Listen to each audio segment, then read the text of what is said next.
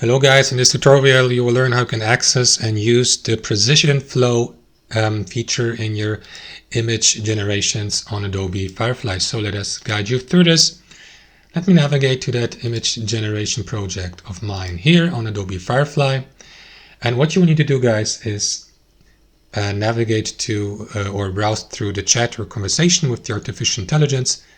Click into this edit button in top left and select edit image. Here in the image editor, you may, for instance, use these editing tools here to the left, like removing objects, expanding the image, upscaling the resolution, the quality, and so on and so forth, or enter your prompt here at the bottom to have your edit and change suggestions included.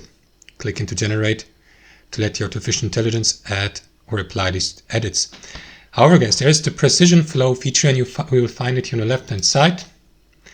So after that, the text box here will change its appearance, but you still will be given the opportunity to describe your edit suggestions, which you'd like to have generated. So you may select the image generation model here.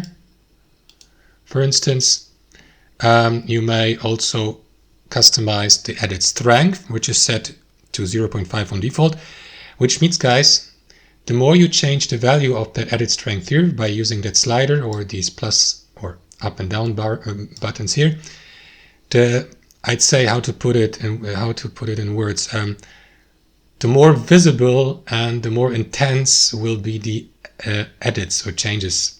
For instance, they may be only slight or slightly visible if you move the slider to the lowest edit strength, but if you leave it at 1, for instance, there may be, I don't know, for example, an edit with a completely different style or tone or topic that doesn't align with the original image generation here, for instance. So that's how you use the precision flow feature for your edits and prompts on Adobe Firefly, guys. Thanks for watching, and I'll see you next time.